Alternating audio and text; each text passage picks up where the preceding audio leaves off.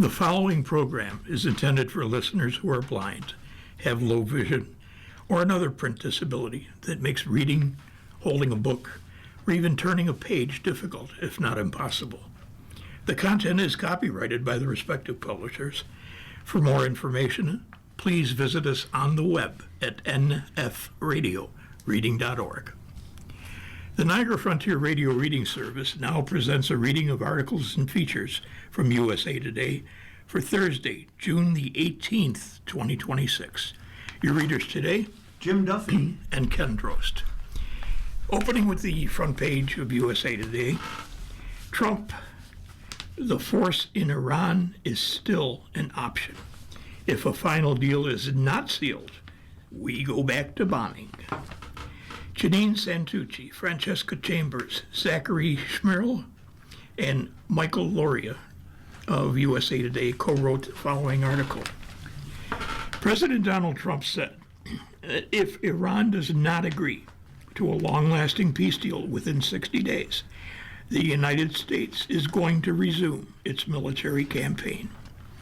It's a memorandum of understanding, Trump said, as he addressed journalists at the conclusion of a Group of 7 summit.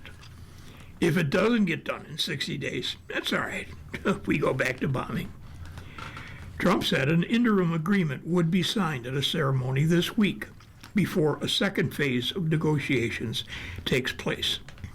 He said the preliminary agreement achieves everything the United States set out to accomplish in the war and much more. The declaration came hours after a copy of the draft agreement with Iran began circulating at the meeting for the world's most advanced economies. Ahead of his remarks, CNN and Bloomberg published drafts of the memorandum and understanding. USA Today could not independently verify the content, and the White House did not immediately respond to a request for comment. World leaders at the G7 summit said, June 17, that they welcome the agreement the United States is set to formally sign with Iran. The agreement aims to halt the war and seek an end to Iran's nuclear program.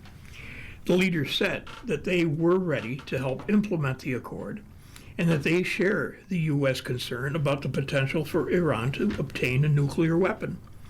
In a statement, the G7 leaders also called for a ceasefire in Lebanon, where Israel has been pressing a military campaign against Hezbollah. We underline the need for the negotiation to address the threats posed by Iran in the region and beyond, and ensure that they never obtain a nuclear weapon, the world leaders said in a statement. Referring to the agreement, Trump told reporters June 16th in France, I will not only release it, I will probably have a press conference and read it to you word by word so that the press covers it accurately. I will go over the document with the media in a couple of days. Major questions remained about whether the two sides can really come to an agreement to end the war, which began, by the way, February 28. Thousands have died in the fighting, including 13 American service members.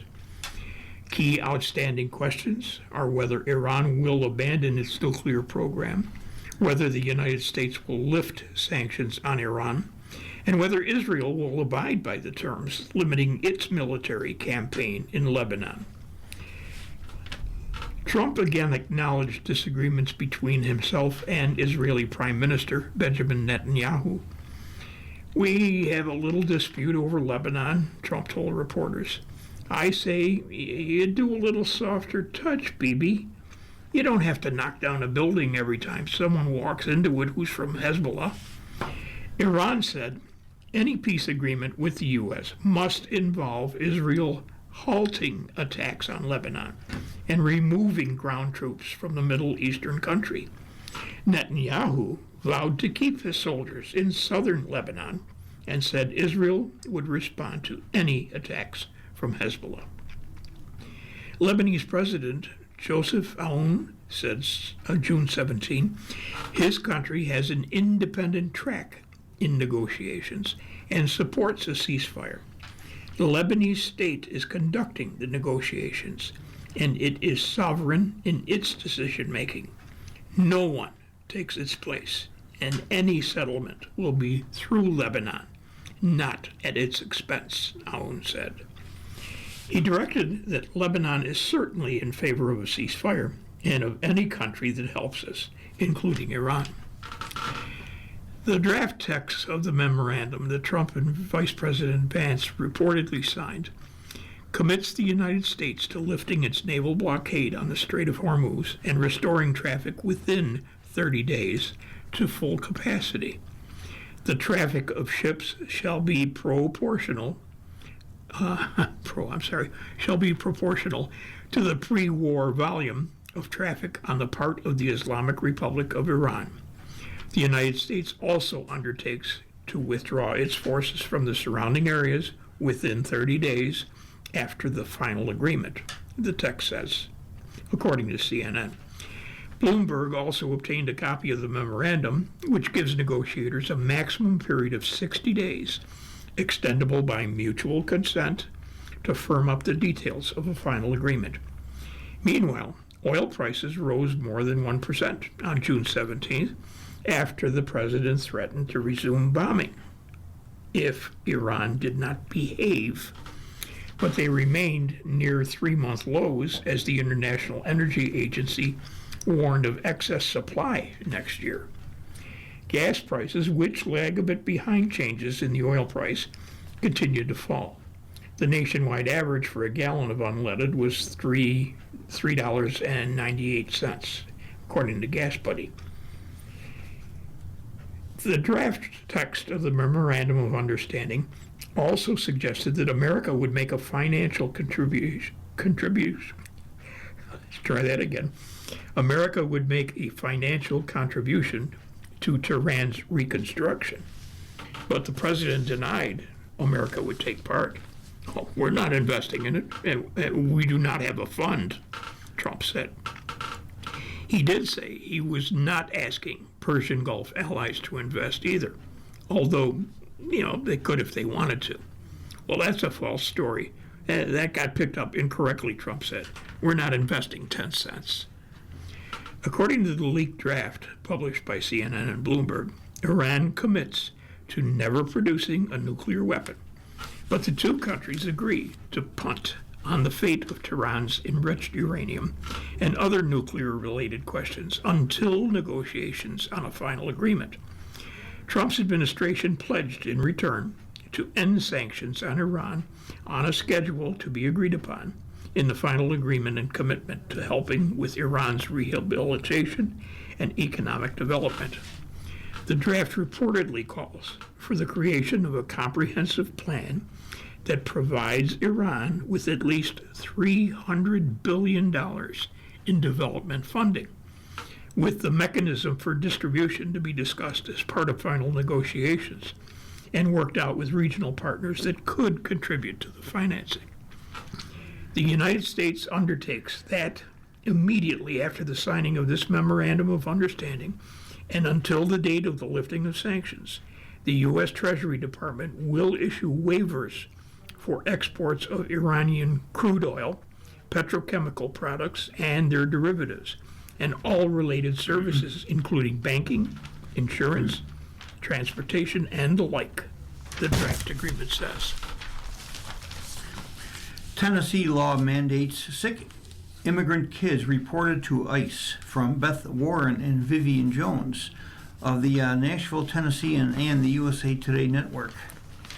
About 400 disabled immigrant children who are receiving life-saving state-paid medical care will have their immigration status reported to ICE at the end of this month because of a new Tennessee law drafted with input from the White House. The Tennessee Department of Health Children's Special Services Program is a payer of last resort that ensures access to life-saving medical care for very low-income children who are not eligible for TEN care. The program is open to people aged 21 and younger with disabilities and chronic illnesses like cystic fibrosis, cancer, and spina bifida. To participate in the program, families of 4 must have an annual income of $66,000 or less. On June the 1st, the Tennessee Department of Health mailed notices to 400 families receiving care through CSS, warning that officials will be required by a new law to report the patient's immigration status if they remain on in the program past June 30th. Due to the current immigration status of your child, which was redacted, if the Children's Special Services Program keeps paying for health care after June 30th of this year, the Tennessee Department of Health will share your child's information to the Tennessee Department of Safety, wrote Interim Health Commissioner John Dunn. Nashville's Metro Public Health Department Director Sammy Ariola told the Tennessee and part of the USA Today network on June the 11th that as many as 100 critically ill children up to age 17 could be affected, including some with cancer and others reliant on ventilators. I am very worried, Ariola said. These are some of our most vulnerable children. I personally shudder to think about the consequences of this. A new law passed by Tennessee Republicans this spring requires all government agencies to report people to the state's Immigration and Customs Enforcement, which is ICE, liaison office, if they are receiving government benefits but are unlawfully present in the United States.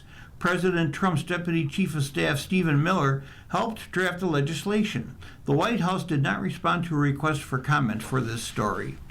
Tennessee lawmakers hailed the policy as a fiscal responsibility measure to ensure taxpayer dollars are not used for people who don't deserve them. We have a $971 million problem with illegals getting some type of benefits in the state of Tennessee, bill sponsor Representative Dennis Powers said during debate on the White House floor. We have people here from all over the world, from Mexico, Guatemala, Honduras, whatever, and they need to come here legally. Republicans passed a package of immigration bills drafted with the White House to require proof of immigration status for nearly every public benefit. Throughout debate on the package, Republican lawmakers cited a report on crimes committed by undocumented immigrants. The most common crime committed by undocumented people in Tennessee is DUI, according to the Tennessee District Attorney's General Conference's 2025 Immigration Report. They have broken the law as soon as they crossed our border. They live in a sovereign country with borders. As soon as they walk across that border, they are here illegally. They have broken Title 18 of the U.S. Code, Powers said. We are not an extended stay hotel for the rest of the world. Children's Special Services is federally funded through the Maternal and Child Health Services Grant, the same grant that funds WIC, WIC, the Special Supplemental Nutrition Program for women, infants, and children for low-income mothers and children younger than 5, regardless of immigration status. There is no federal requirement that the grant funding be used for U.S. citizens only.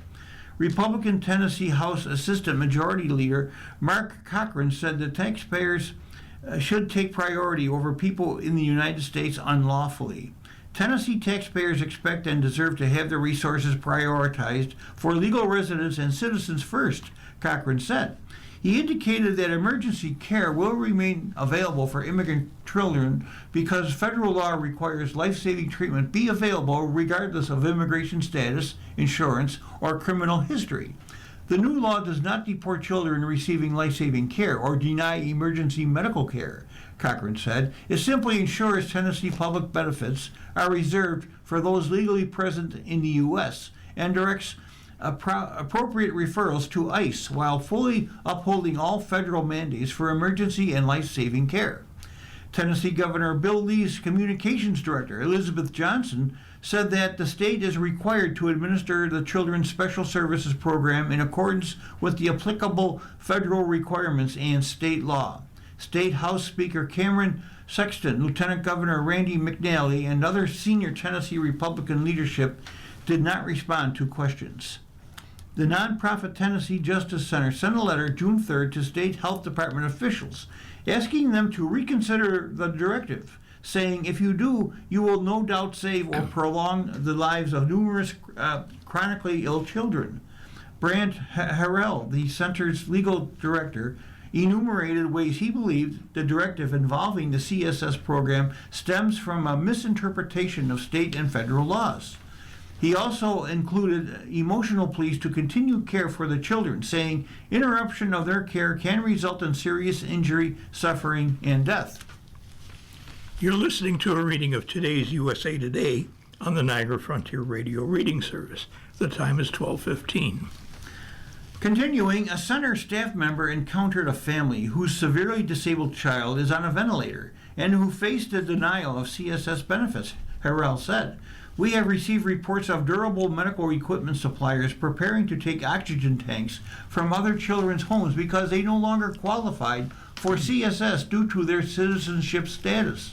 Michelle Johnson, the center's executive director, said many of the program's participants are children of undocumented immigrants and are not insured or eligible for Medicaid or TennCare, so the CSS program is their only resource for care. Hundreds of children who have illnesses that are treatable will die because of where they were born, Johnson said. Other states that provide a match to federal dollars also offer the program for children with severe disabilities, including cerebral palsy, spina bifida, cystic fibrosis, sickle cell anemia, congenital cardiac conditions, and seizure disorders. It's the state's decision whether we're talking about the new law or how it's interpreted or how it's implemented, Areola said. The consequences to the health of our residents, our children, are not expected to be good, and we've communicated that very clearly to the state. Areola said his office is working with local families whose immigration status may have changed to update their documentation, which could remove some from the list reported to the state. I will continue to do that, he said. For the families whose immigration status will be reported, our goal has to be for these kids to have access to the care that they need and the medications that they need. According to Areola, we will just keep fighting and exploring all the options that we have. Keep working with the state, with decision makers, our partners and providers. The Tennessee Justice Center sent a demand letter to the state health department threatening a civil lawsuit if the state follows through, arguing it could lead to sicker kids and deaths. Children with critical illnesses often are covered by either the Affordable Care Act or TennCare, but that coverage is often not available for immigrant families. Black gay men seek a voice in Congress. 3 Democratic candidates have an eye on history. The struggle for political influence comes as states' redistricting battles have eroded the power of black voters. Jay Stahl of USA Today writes, this fall, a 27-year-old black gay man named Elijah Manley is the best-funded challenger to a 20-year veteran Representative Debbie Wasserman Schultz, the Democrat from Florida, who is facing the political fight of her life to remain in Congress. At 59 years of age, Wasserman Schultz, a straight white woman, raised eyebrows when she opted to run in Florida's 20th Congressional District, where a majority of residents are black, after her state's Republican-led legislature redrew her Broward County district, eliminating her seat. This district can make history, Manley told USA Today. We can make history here, electing the youngest member of Congress, a gay man, the first from Florida, a black gay man. Wasserman Schultz said in a statement that she was focused on the needs of the district and aimed to deliver resources to the people of Broward who know and trust me and want me to keep up this critical fight for our families against Trump's high-cost, corrupt agenda. The primary battle to replace scandal-plagued former Representative Sheila Cheerfulis McCormick, who is running again for the seat, mirrors a national trend as young progressive challengers seek upsets against aging House incumbents. Now, Manley, a Florida state senator, Chevron Jones, widely considered the frontrunner to replace Representative Frederica Wilson, and U.S. Representative Richie Torres are among the trio of black gay men who would make history if they win midterm bids for Congress. These candidates can rise to political prominence candidate's rise to political prominence comes at a crucial time for Democrats, as Republican legislatures have redrawn historically black districts to weaken their opposition's chances of prevailing at the polls. A Supreme Court ruling in April weakened the landmark 1965 Voting Rights Act and eroded black voters' political power. In its wake, Republicans in Texas, Tennessee, and Louisiana have sought to reshape traditionally black districts to bolster support for their party. Representation has shifted drastically 6 years after Representative Richie Torres and former Representative Mondaire Jones of New York made history in 2020 as the first black gay people elected to Congress, according to political activists and analysts. Now, black gay men have encountered hurdles in making headway in elected offices. Liberal advocacy groups framed Torres and Jones' 2020 House victories in New York as must-have wins for underheard voices in the halls of Congress. Now, more than 10 years later, Torres, who is pro-Israel, is being challenged by poorly funded, progressively primary opponents, and Jones is not even in office anymore. After redistricting, Jones lost a 2022 primary in the nearby 10th Congressional District, where he chose to run rather than in the suburban 17th Congressional, which he had previously represented. Jones's former seat, based in the region where former President Bill Clinton and former Secretary of State Hillary Clinton now live, and is now represented by Republican Representative Mike Lawler. Like Torres, Jones faced criticism for his support of Israel from the party's progressive wing. When asked whether disputes within the Democratic Party and his identity played a role in his House exit, Jones said, "The redistricting that halted his career in Congress came about with the minimal consideration of the history he made." I believe that the casual way in which map makers treated the drawing of New York's 17th Congressional when I was the incumbent is a reflection of how unimportant they viewed the representation that I was providing and the history that I was making, he said. Now, 4 years after Representative Jones left office, another Jones, personal friend who, not related, has plans to advocate for health care, schools, and small businesses if he's elected to Congress. A longtime lawmaker in a state that has remained at the center of the nation's cultural conversations about LGBTQ plus rights, Florida's Chevron Jones is running to succeed Wilson, his former principal at Skyway Elementary, which was renamed in honor of the 8-term House lawmaker who's retiring this term. Now, Jones is a beneficiary of Wilson's Miami Mentorship Program, the 5,000 Role Models of Excellence project, which provides access and opportunities for young black men. He was elected to the Florida House of Representatives in 2012. 6 years later, 49 people were killed and more than 50 injured, June 12, 2016, in the Orlando, Florida massacre at Pulse. That's a nightclub popular with LGBTQ plus men of color. Jones publicly came out in 2018, 2 years after the Pulse shooting. Jones won a seat in the legislature's upper chamber, the Florida Senate, in 2020. The legislature later passed the Parental Rights in Education Act, known by opponents as Don't Say Gay Bill, signed by Florida Governor Ron DeSantis in 2022. And the intention there was to restrict classroom discussions about LGBTQ plus people in public schools. People should judge leaders by what they do too. Black LGBTQ plus men are disproportionately poor, and underemployed, and underinsured, and suffer at a higher rate with mental health and substance abuse challenges, according to Bailey. So a black gay congressman must address these material issues as opposed to basking in the celebration of being. Lee added that Torres's votes are more meaningful when considering the day-to-day impact on the lives of everyday black and gay people, explaining that the role of identity can be constraining.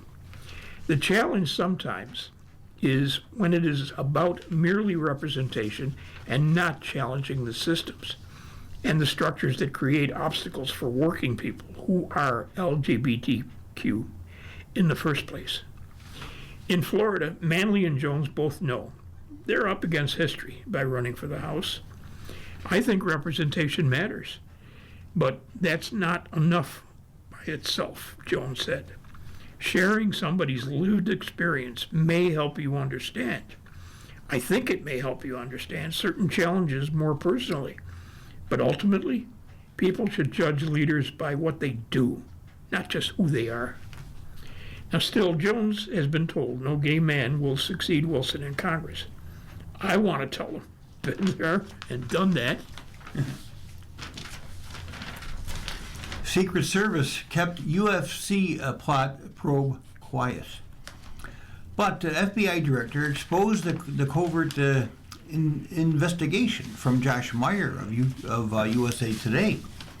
A top Secret Service official said the agency had intentionally kept secret its investigation into an alleged plot to attack the Ultimate Fighting Championship event at the White House on June 14th as it worked the case. It was an active plot, and it's ongoing, Deputy Secret Service Director Matthew Quinn said. There are still suspects at large, and we're going to work it until everyone's been identified. But FBI Director Kash Patel ended the effort's covertness with an early social media post on June 16th, exposing the threat and claiming credit for foiling it. The FBI and our law enforcement partners became aware of a potential threat to the UFC America 250 event in Washington on June the 10th, and multiple individuals are now in custody, and the alleged planned attacks were stopped cold, Patel said in a statement on X at 6:50 a.m. Eastern Time. The Secret Service and other authorities were seeking at least 10 more people for questioning, in addition to those already charged, before Patel's announcement, which made the existence of the investigation headline news, a federal law enforcement official told USA Today. It is the latest in a series of public announcements by Patel that detractors have criticized as being improper releases of confidential investigative information that complicated ongoing probes. Patel is a frequent social media user with 2 million followers on X, and he posts far more about ongoing FBI operations than previous directors like James Comey and Christopher Wray. The most cited example of that is when Patel prematurely claimed a breakthrough in the assassination of prominent conservative influencer Charlie Kirk in September of last year, saying a subject had been arrested, only to have authorities release the person hours later. He has also made remarks about the high-profile disappearance of Nancy Guthrie and a shooting at a Dallas Immigration and Customs Enforcement facility that were inaccurate, prompting pushback by other law enforcement agencies. When asked about Patel's X post at an unrelated news conference on June 16th, Quinn did not call out the FBI director or his agency by name. But the number 2 man in the Secret Service expressed frustration that details of the investigation had become public before the Secret Service intended them to be released. He also said the Secret Service, and not the FBI, is the lead agency on the case, and that is ongoing. I'll tell you a phrase I learned early in my career in the New York field office, and that's, don't choke on your own smoke, Quinn told reporters. Anyone that believes that case was worked in a bubble by the FBI is naive. I'll tell you, the Secret Service led that investigation from the beginning. The federal law enforcement official who spoke to USA on a condition of anonymity to discuss an ongoing investigation said the entire case was intentionally filed under seal, so no details could leak out and alert potential suspects to the urgent investigation underway. At least 5 people have been charged in connection with the alleged plot, including Tyson Proper, Abraham Hermosillo Alvarez, Brian Omar Roa, Michael Allen Thomas, and Daniel K. Eskeridge. The suspects spanned the country, living in states including Missouri, Ohio, and California.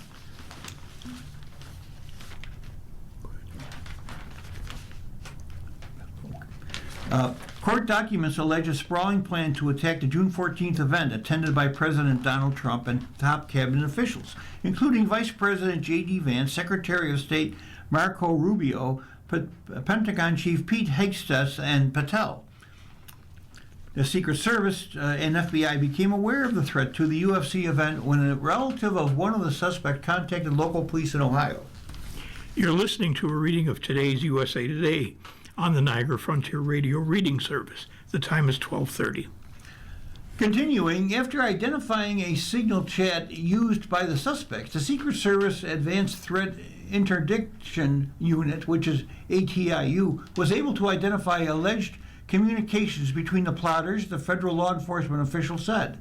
Those plans included coming to Washington, D.C., and using drones and snipers to attack the event on the south lawn of the White House, the court documents allege. Quinn, in his public remarks, told reporters, I'll tell you that it's ongoing. In order to maintain the integrity of the investigation and the security plan, we chose not to leak it. Look, it was a serious threat. We take all threats of a large nature very seriously, and we investigate them until we can validate 100% that it's no longer a threat. Late on June 16th, the FBI followed up by issuing what it said was a joint statement by the spokespersons of the FBI and Secret Service. The FBI and the U.S. Secret Service are proud of our strong working relationship.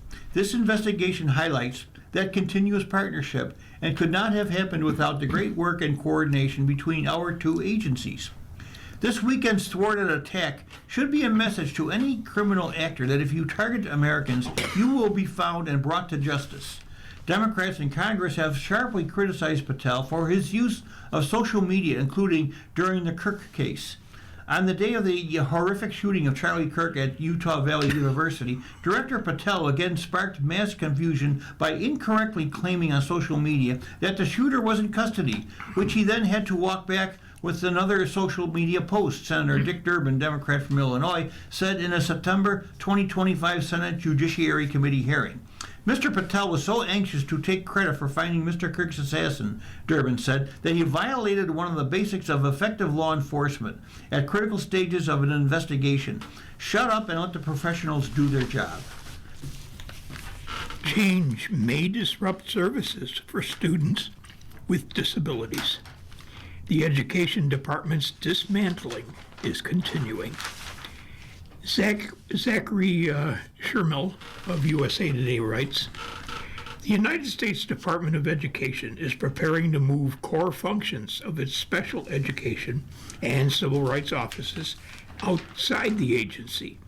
That's a seismic change that some advocates have warned could disrupt services for millions of students with disabilities.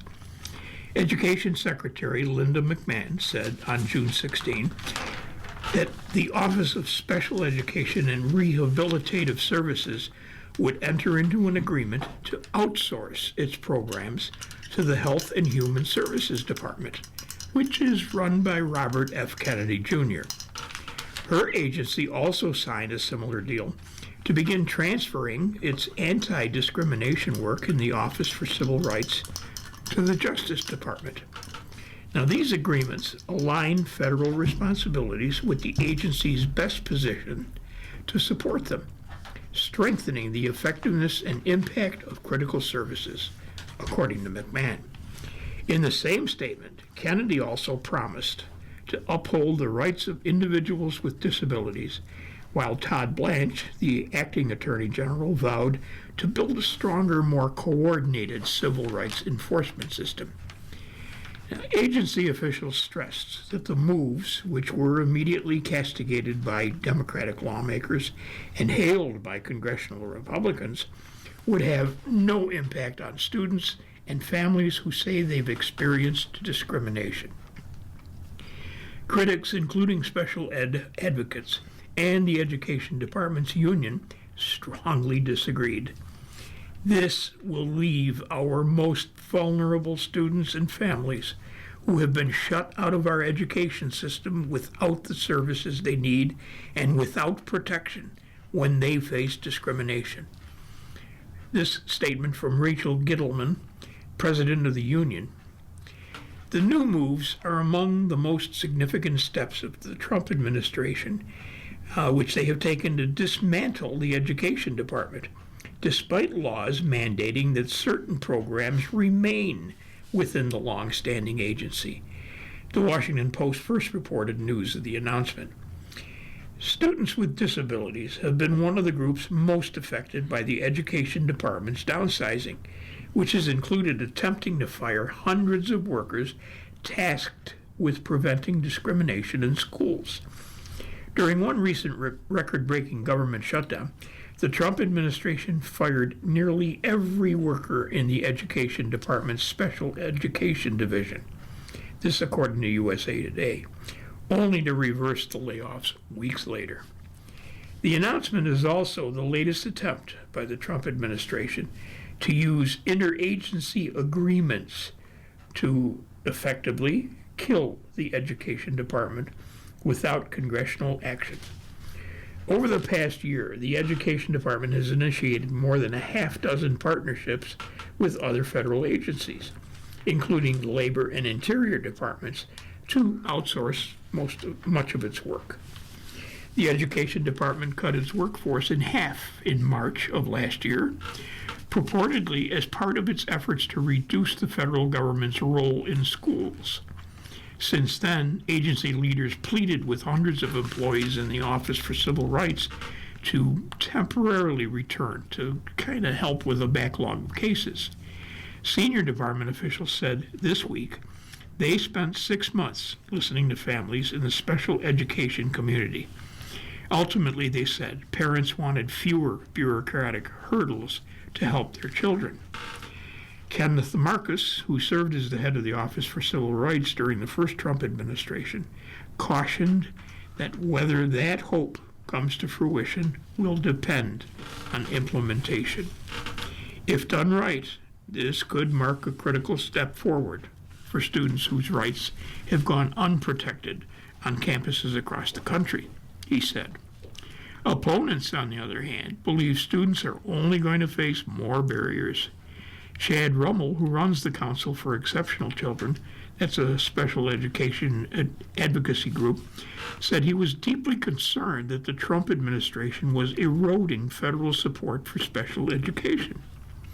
This announcement focuses on a campaign promise rather than outcomes for children with disabilities, Rummel said in a statement. What it will do, however, is cause chaos, confusion for educators and families, and add to the bureaucracy for states which now must continue to comply with federal law, but now liaise with more federal agencies. Obama's name eyed for Trump Tower Road. Petition for Change has received 22,000 signatures from Kinsey Crowley of USA Today. A petition to rename a Chicago street after former President Barack Obama has garnered tens of thousands of signatures. But it isn't just any street. The petitioners hope to rename the street where the foreboding Trump International Hotel and Towers sits, changing its address from Wabash Avenue to Barack Hussein Obama Avenue. The petitioner organizer describes experiencing challenges living with President Donald Trump's policies. This would send a small message about the values we uphold as a city, those of inclusivity, resilience, and forward-thinking change, and fighting back in any way possible, the change.org petition states. As of June 16th, it had garnered more than 22,000 signatures. The Trump International Hotel and Tower in Chicago sits at 401 North Wabash Avenue along the Chicago River. It's hard to miss among Chicago's glittery downtown skyscrapers. The letters spelling Trump on the building stand 20 feet tall. The conspicuous name of the Republican president in a largely liberal city has made it a gathering spot for protests. At recent No Kings protests, demonstrators walked by the towers, signs in hand. Even dating back to his 2016 election, the building served as a backdrop for protesters. Trump has long had a publicly contentious relationship with Chicago. He has called the city a war zone and criticized Illinois Governor J.B. Pritzker and Chicago Mayor Brandon Johnson. In the fall of 2025, the Trump administration conducted Operation Midway Blitz, an immigration enforcement crackdown that led to more than 1,500 arrests in 2 months, according to the Department of Homeland Security. It also led to ongoing clashes between federal officers and protesters and left some afraid to leave their houses for basic reasons like grocery shopping or school. The immigration raids under Midway Blitz were mentioned on the petition website to rename Wabash, as well as rising gas prices due to what the organizer called a failed vanity war, likely referring to the war in Iran. We propose to launch a winning vanity war, the petition created May 4th states. On June 14th, Trump announced Iran and the United States had reached an agreement to stop fighting and reopen the Strait of Hormuz, a major waterway for the global oil supply chain. The petition organizers did not immediately respond to a request for comment for this story.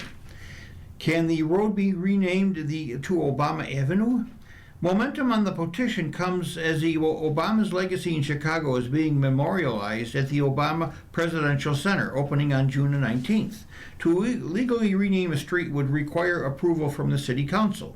Living people are not eligible for honorary street names that add a brown sign over the legal green signs, according to the local outlet Block Club Chicago. Other petitions to rename the address for Trump Tower have been started in the past, but did not gain significant traction, according to the Chicago Tribune. A judge demands a report on plans for the Kennedy Center. Rulings on the name change also blocked closure. Bart Jansen of USA Today writes this very brief article. The federal judge who ordered President Donald Trump's name removed from the Kennedy Center has asked the administration to report by June 19 on the plans for the Kennedy Center to remain open with public events during a renovation project. The administration had announced the center was going to close July 4th for 2 years for a $250 million renovation. But in addition to removing Trump's name from the iconic Art Center, U.S. District Judge Christopher Cooper blocked the administration's plans to wind down or close programming activities entirely. Cooper asked for plans for public access and ongoing programming, activities, and operations after July 5th, 2026. The court fight marked the latest setback in Trump's plans to overhaul the city with projects like the new White House ballroom, triumphal arch near Arlington National Cemetery, and a renovation to the reflecting pool in front of the Lincoln Memorial. The Trump-appointed Board of Trustees of the John F. Kennedy Center for the Performing Arts voted on March 16 to close the center for 2 years for renovations. The board also approved installing Trump's name on the side of the building with Kennedy's. But Cooper ruled on May 29 the board violated the 1964 law that created the center and designated the name honoring Kennedy alone. Workers scrubbed the center's website of Trump's name and spent hours, June 12th, erecting scaffolding and removing his name from the building. Tarps continued to cover where the name had been.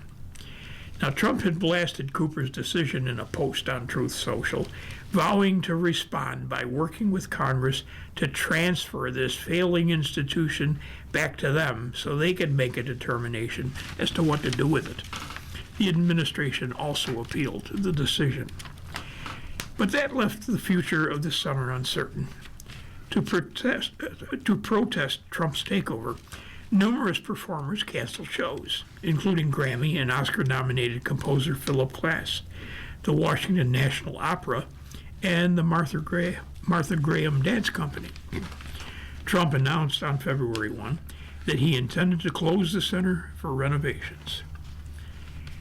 I have determined that the fastest way to bring the Trump Kennedy Center to the highest level of success, beauty, and grandeur is to seize entertainment operations for an approximately 2-year period of time, with a scheduled grand reopening that will rival and surpass anything that has ever taken place with respect to such a facility in the past. Trump wrote this in a Truth Social post. The judge halted that proposal last month, at least temporarily. Cooper blocked the administration from enforcing the board's decision to wind down programming activities and close the center's doors effective July 5 of this year. But in his latest order, Cooper asked for a status report to apprise the court of the status of plans for the Kennedy Center construction project, board actions in that regard, and any other permanent developments. You're listening to a reading of today's USA Today on the Niagara Frontier Radio Reading Service.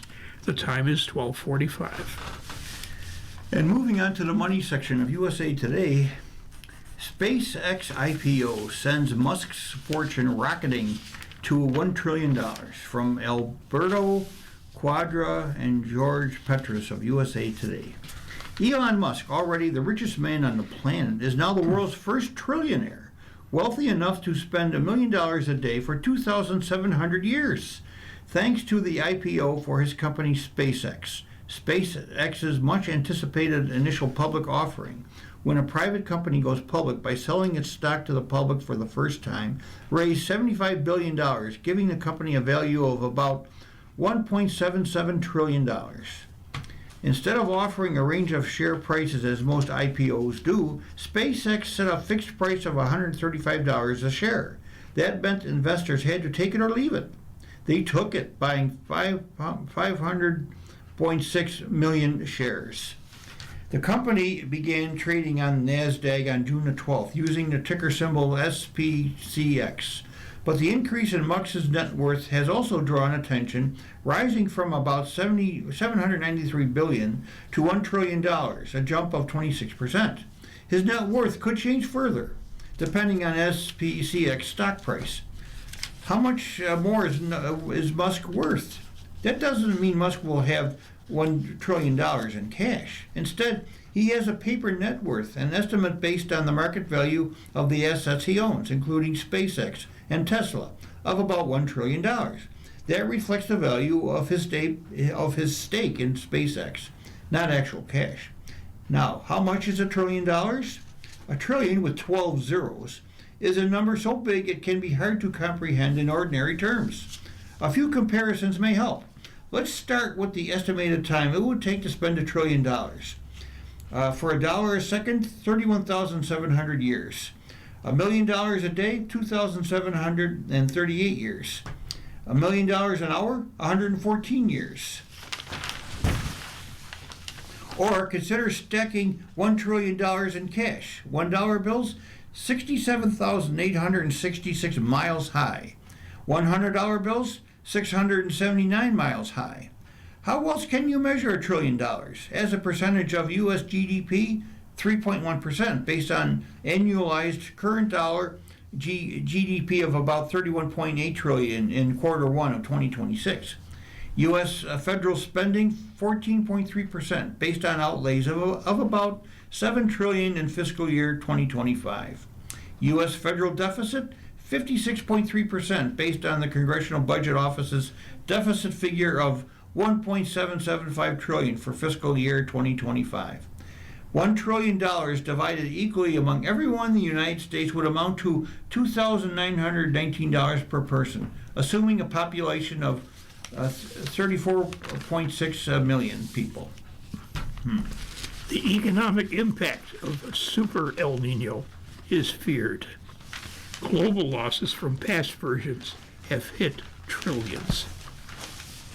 Doyle Rice of USA Today writes, the start of the El Nino climate pattern has officially been declared by federal forecasters, and signs are that it could be a very strong and extremely costly one. Indeed, El Nino, a natural warming of the Pacific Ocean water, can have a devastating impact on the world economy to the tune of trillions of dollars around the globe, and the current pattern is likely to follow suit. Example, The 1982 through 83 El Nino led to $4.1 trillion in global income losses, while the 1997 through 98 El Nino cost about $5.7 trillion, according to a 2023 study. The current forecasts imply this could be the costliest El Nino on record. Justin Mankin, Dartmouth Geography Associate Professor who studies El Nino's economic impacts, made this remark by email. Now, El Nino tends to slow down global economic growth and causes trillions in losses, primarily because it triggers disruptive weather patterns that impact agriculture, infrastructure, and supply chains.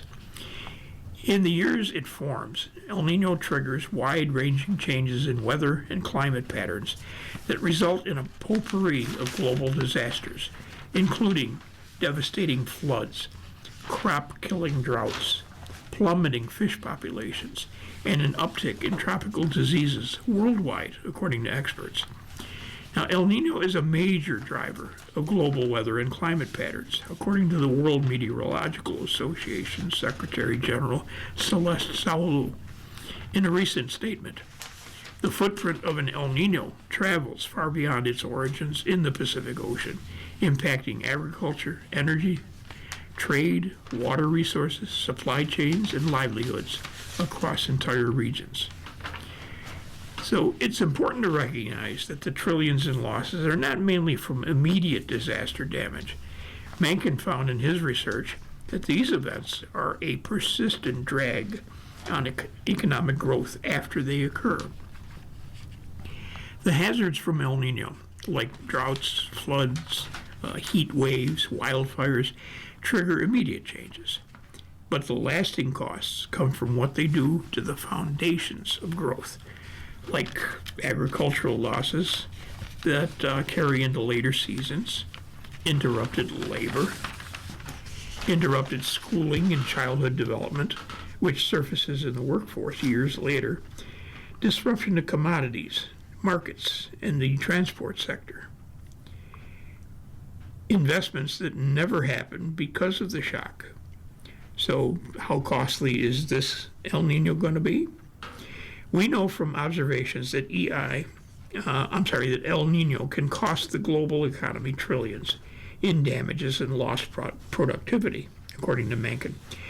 These costs accrue over years and disproportionately impact countries whose weather and climate is most tied to El Nino.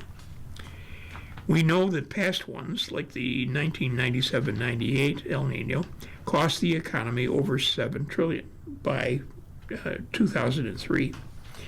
Mankin said that the current one is going to cost trillions of dollars globally, with more than 1.8 trillion of that in the U.S. alone by the year 2032. Because we don't know precisely how strong this El Nino is going to be, he said we don't know how costly it will be. So could this El Nino be the most expensive one ever? In absolute dollar terms, oh yeah, the current forecasts imply this could be the costliest on record. The current forecasts have El Nino strengthening to over 2 degrees centigrade, that's 3.8 degrees Fahrenheit, which is a very strong event if it pans out. Excuse me. At the same time, he said the event is impacting a larger global economy than the last one, so there is more to be damaged. Both of these factors are why the 1997-98 event cost more than the one from 82-83. But while a stronger event raises the odds, the probable scale of impact, the true total, is not going to be known for years because the losses compound over time. In terms of its relative impact, for instance, as a percent of the current global economy, excuse me, it will really depend on how strong the event ends up being. So give me a moment, please.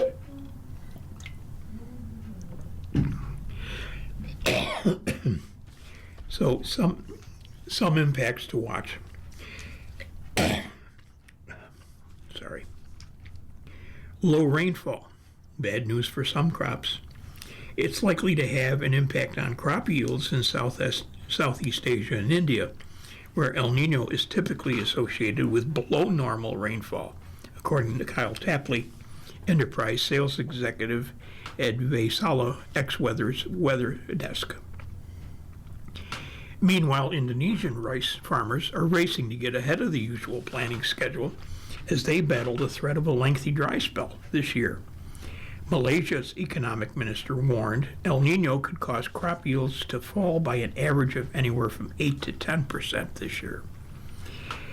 A super El Nino, combined with the current Middle East conflict and resulting fertilizer shortages, could have a multiplier effect on wheat, rice, and corn, which are already at risk due to reduced fertilizer availability during the planting season, according to Saskia van Gent, Chief Sustainability Officer with Blue Yonder. That's a supply chain management company. This will result in a near-term shortage and price increases, along with prolonged impact since these crops are used as animal feed and in processed foods. Flooding, a concern in some areas. Now, during El Nino, increased rainfall is predicted to increase flooding, which could slow down transportation and result in higher transportation costs. In other areas, El Nino may worsen droughts and restrict waterways. 2023-24, El Nino contributed to low water levels that limited, actually, passage through the Panama Canal. There is some good news. Some areas actually see an agricultural boost from the El Nino. Some regions, like eastern Brazil, Uruguay, Italy, Romania, and the Caspian Sea region, could see improved crop yields due to warmer temperatures and increased rainfall. Historically, soybean crop yields have improved during El Nino events. And experts say the negative effects of El Nino won't show up immediately. It usually takes several months for crop disruptions to translate into higher retail food prices, but consumers may experience earlier cost increases or combined cost increases due to fertilizer shortages. The World Economic Forum predicts that current fertilizer shortages are going to take 6 months to a year before it affects food supplies. And finally, what is El Nino? Well, it's a natural climate pattern where seawater in the central and eastern tropical Pacific is warmer than average. El Nino and its counterpart, La Nina, can influence storms and weather patterns around the world, including hurricanes. El Ninos occur on average about every 3 to 5 years and vary in strength, according to National Oceanic and Atmospheric Administration. In the U.S., El Ninos typically result in wetter, warmer winters for the West Coast and a milder hurricane season for the Atlantic seaboard. You're listening to a reading of articles from USA Today for Thursday, June the 18th, 2026, on the Niagara Frontier Radio Reading Service. We will return for more readings after this short break. Your readers are Jim Duffy and Ken Drost. A quick programming note, tomorrow is Juneteenth. Because of that, the Niagara offices of the Niagara Frontier Radio Reading Service will be closed in honor of the holiday. Some of our programming will be different, mainly because we are closed. We won't be able to do a live Buffalo News or live USA Today tomorrow. So our programming changes are as follows. From 9 to 11, we'll be rebroadcasting today, Thursday, June 18th, Buffalo News in the morning. At noon, in place of the USA Today, we'll be playing the African American Hour from our friends at the Audio Reader Service in Kansas City. At 1 p.m., History Magazine from our friends at Mind's Eye. At 4 o'clock, where we would usually replay the morning Buffalo News, we'll be playing Blindness and Disability News, also from our friends at Mind's Eye. At 5 o'clock, we have Black Voices from the Audio Reading Service of Fort Wayne, Indiana. And at 5:30, American Heritage from Aftersight in Colorado. All of our rest of our programming will be the same tomorrow. We apologize for the inconvenience this may cause for anyone. But stay with us. We're going to continue our reading of the USA Today in just about 20 seconds. And the rest of our programming will be, and our live broadcast will be back on Sunday. Stay with us now for the Buffalo News, not the Buffalo News, the USA Today, which is going to be starting back up in just a moment. We'll continue now with our reading of articles from today's issue of USA Today. Your readers are Ken Drost. and Jim Duffy. And turning to our sports page. In an article regarding the U.S. Open Golf Tournament, this article is titled Digging Deep. J.J. Spaun's incredible putt made him an unlikely champ 1 year ago. From Adam Schupak of Golf Week and the USA Today Network. Defending champion J.J. Spaun had one extra piece of official business to do on Monday when he arrived at the 126th U.S. Open. He returned the trophy at the conclusion of his 1 year custody of the silver prize awarded to the champion and gave it one final kiss. Hopefully, I'll see you in 60 days, he said, a reference to his desire to successfully defend his title, just as Rory McIlroy managed to do so at the Masters in April and take claim of it for another 1 year lease. It went quickly, Spaun said during his press conference of his year as national champion. It's been life-changing. A lot of great things have come from winning this wonderful championship. Just an honor to be here as the defending champion.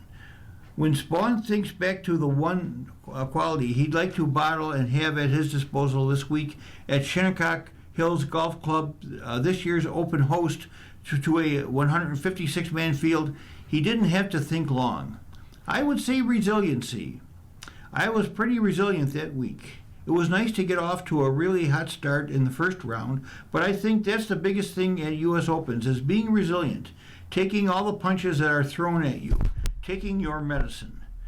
Spaun had all the answers to Oakmont. The question is, can he do it again? J.J. Spaun needed a Lou Holtz talk from Adam Schreiber. Spaun's swing instructor had once taught Holtz, a famed football coach, who returned the favor by teaching Schreiber how to deal with his pupils. He told me, you've got to give them a hug, or you put the boot right up their butt, and nothing in between. Sometimes it calls for tough love, and it's not always as obvious as you think, Schreiber said. So when Spaun was warming up the day ahead of the 125th U.S. Open in 2025 and was scared of what he might shoot at Big Bad Oakmont Country Club, Schreiber was prepared for the moment. Everyone wants to be coddled this week, Schreiber said. I was like, all right, here comes size 15. Overcoming 5 bogeys in his first 6 holes, with the sandpaper grit required to hang with such a beast of a course like Oakmont, Spaun sank a 64-foot birdie putt on the par 4 18th hole for one of the most improbable victories at the U.S. Open. Spaun closed in 2 over 72, coming home in 3 under 32 after a 96-minute stoppage due to dangerous weather and course conditions. I tried to just continue to dig deep, he said. I've been doing it my whole life. On Sunday, the 34-year-old, a journeyman pro who contemplated retirement just a year earlier, broke out of a 5-way tie late in the back 9 and finished the tournament at 1 under 279, the only golfer in red figures.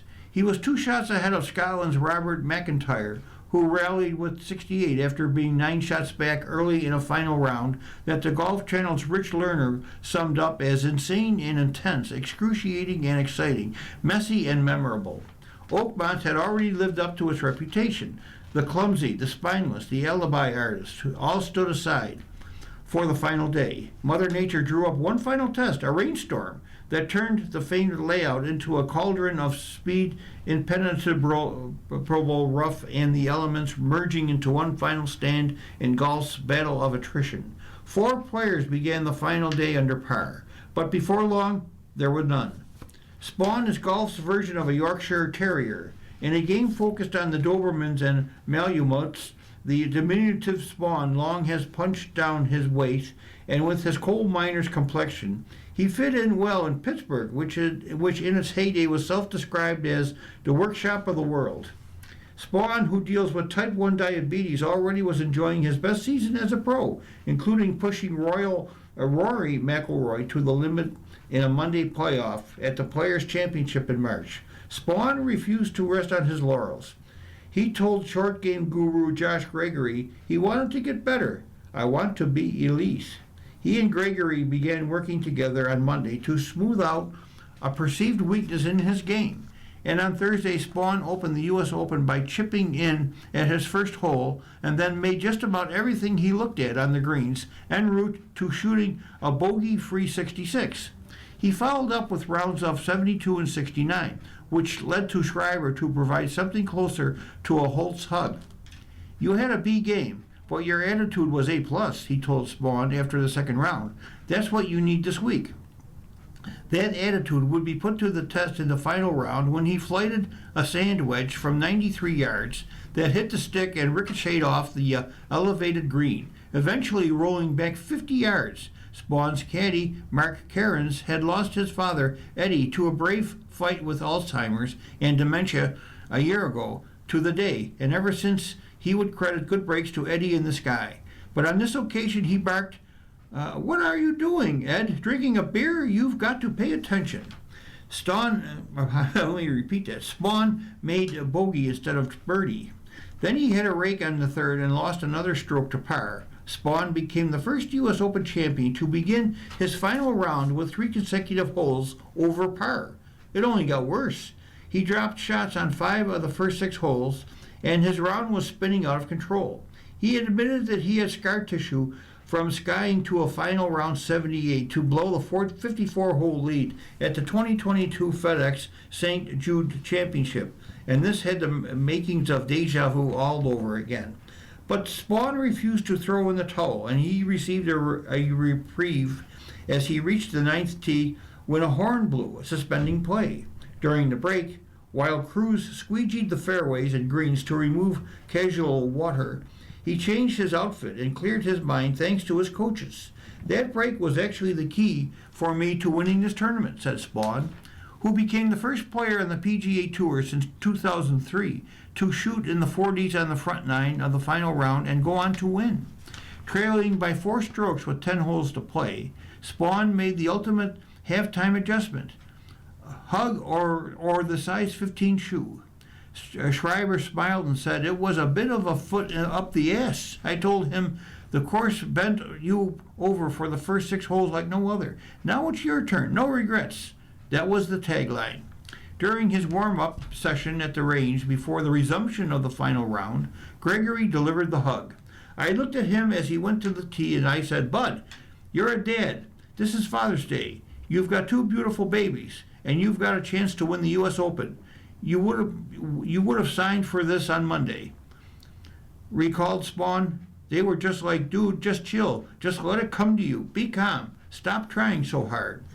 When play resumed under a cement gray sky, Spawn smoked his driver into the fairway, and his confidence surged. After Eddie in the sky arranged for a goodie lie at the par 5 12th, he took advantage, nailing a 40-foot bomb, his first birdie of the day, and a 22-footer at 14.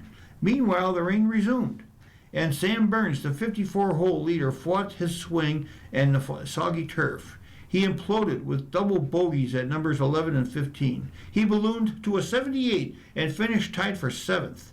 "I didn't have my best stuff today," Burns said, "but I can hold my head high." Adam Scott played alongside Burns in the final group, and the wheels fell off for him too. He had described Oakmont as not blow your brains out kind of hard just yet on Thursday, and was the only player among the top 10 entering the final round to have won a major.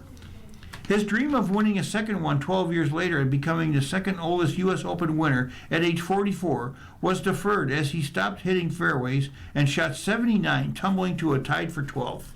Carlos Ortiz shot a 73, shared the lead for a stretch until he made double bogey at 15, tying for 4th with Tyrell Hatton, who shot a 72 and who stumbled to a bogey at hole 17. Victor Howland with a 73 hung around to the end and finished 3rd. And McIntyre grabbed the clubhouse lead at 1 over 281, but failed to convert his birdie putt at 18.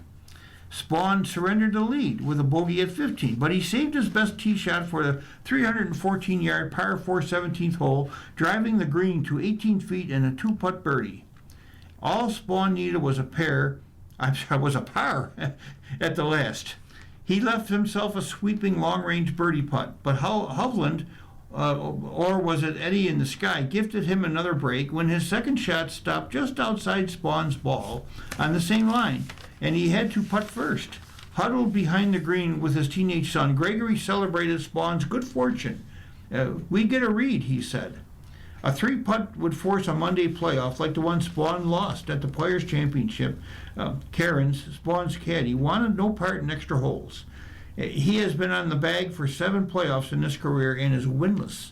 Spawn's putt broke left to right at least 15 feet as it climbed to the hole.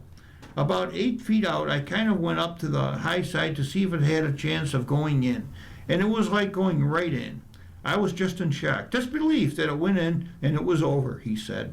Spawn flipped his putter in the air, lifted his arms skyward, and pumped his fists before hugging Cairns. It was the longest putt made on any hole during the championship, the ultimate exclamation mark on his second career PGA Tour title, and turned a sleepy affair into one of the more chaotic and memorable major championship days in some time. Then Spawn had the perfect Father's Day moment, walking off the green to sign his scorecard and make it official with daughter Emerson in his arms. Every time Dad goes golfing, she's like, "Were you the winner today?" Sometimes I'm like, "Yeah, I was," Spawn recounted. So today she's like, "You're the winner today," like she got to see it. She didn't have to ask me. No regrets, no quit, and no surrender. A hat trick by Messi cannot be the high point in this cup for Argentina. John Arnold of USA Today writes, Lionel Scaloni has seen many things in his soccer career. The Argentinian manager led his country to the 2022 World Cup title. He won La Liga and the Copa del Rey in hundreds of matches as a player with Deportivo La Coruna. Yet, as Lionel Messi came off the field June 16, having scored a hat trick in the 3-0 win over Algeria, Scaloni embraced the superstar and then became emotional. Now, pleasantly, the 48-year-old coach has never shied away from putting his emotions on display. Still, it was surprising to see a world champion manager have such strong feelings in the first match of a tournament that Argentina expects to be 8 matches long. Yet, that is the emotion Messi evokes, not just in tens of thousands of fans who come to see him, but in his teammates, his coaches. I know he has a group of friends by his side, people who are going to give their all for him, Scaloni said. They see him as if he were a god, and also see him as though he were a dude from the neighborhood. It's difficult to explain what he transmits in the group. I could be here an hour trying to explain, but you've got to be there to see what is felt. The atmosphere, the aura generated being by his side. That's daily. But Tuesday was not like any other day. Messi scored 3 times, willing himself to a first-ever World Cup hat trick that usurped Kylian Mbappe's double earlier in the day and moved the Argentine past Brazil's great Ronaldo and into a tie with Miroslav Klose for most goals all time in the Men's World Cup. Messi also said it was a difficult day for Scaloni because of something that happened off the field. While others feel the emotion, and Messi noted that his passion for the sport is pushing him forward, even at an older age than all of his teammates, he has remained cool-headed about his achievements. Honestly, no, Messi said when asked if he looked at the historical numbers. It's an honor to be there for what it means, to be alongside Klose. Ronaldo is there too. I don't think it means anything. Mbappe scored 2 days ago. Ultimately, it's a statistic, nothing more. It's an honor to be able to compete with them. For me, Ronaldo was a very great one. And he's not first, so it shows what a statistic does. Now, Messi's contributions go beyond the stat sheet. Of course, he scored 3 goals, but his total body of work is what makes him greater than Klose, than Ronaldo, or than perhaps any other player who's gone before him. He takes games that are even and makes them get out of hand. Algeria attacker Ibrahim Massa said, "We weren't too bad," but he noted the team could not overcome messy things. As to elaborate, he said the phrase needed no clarification. "I don't think I need to explain it. I think you just need to watch the game. Then you know what messy things means." Well, it's true. The sheer determination to start and finish a scoring play, the ability to become invisible even with every eye in the stadium, defenders chief moving among them, fixed on his every move. The downhill speed he still possesses when he makes a run from midfield. A bit of fortune going his way as a foul that could have earned a card goes unpunished. Yet, as moving as Messi's night was for Scaloni's squad and the 69,045 fans in the sold-out crowd, everyone is expecting more. This moment must be just the start of Argentina's title defense, not the high point. Messi is about as dependable as stars come, netting his hat trick after worries about his fitness leading into the tournament because of an injury suffered with MLS Inter Miami. But the players around Messi who feel that aura Scaloni feels at Messi's side need to continue at this level or higher to lift another trophy. For his part, Messi is shifting the focus to June 22nd's date with Austria in North Texas and no further. You're listening to a reading of today's USA Today on the Niagara Frontier Radio reading service. The time is 1:16. And finally, this national team is here to compete. We never get ahead of ourselves. We go game by game. This national team, the group keeps showing that it's not relaxing, that it will compete the same way no matter who the opponent is. Sometimes better, sometimes worse, but always competing, Messi said. There's no doubt we're going to fight until we can't.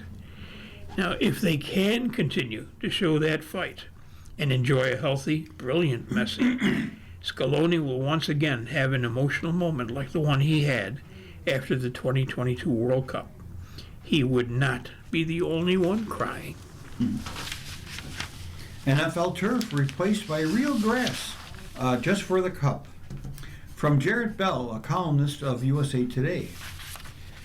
There's a basic fact-of-life reason why they've ripped up the artificial turf at 7 NFL venues and replaced the surfaces with pristine natural grass for FIFA World Cup matches. Soccer players won't play on anything but grass. See that, NFL players? Take note. Nothing but grass. NBG. No, it doesn't seem fair. After a global champion is crowned in mid-July with the World Cup finale at MetLife Stadium, the place that has such a notorious reputation as an NFL danger zone, the grass will be hauled off and the turf reinstalled. Never mind the overwhelming sentiment from numerous NFL players over the years. The NFL Players Association, which is the NFLPA, says 92% of more than 1,700 players surveyed recently prefer playing on grass, or optics casting shade on NFL owners. Exactly half of the NFL's 30 venues last season had grass surfaces, and half rolled with synthetic turf. Yet the decisions by power brokers to bring back the turf after switching to grass at the 7 World Cup venues, including AT&T Stadium, Gillette Stadium, Mercedes-Benz Stadium, Lumen Field, SoFi Stadium, and NRG Stadium, sure looks a lot like a slap in the face to NFL players. Unless there's some unforeseen change of heart, the grass will be out. If they want to leave it, it's all good, Bijan Robinson, the Falcons' star running back, said last week, pondering the grass surface put in for the 6 World Cup matches at Mercedes-Benz Stadium in Atlanta. I like our turf as well.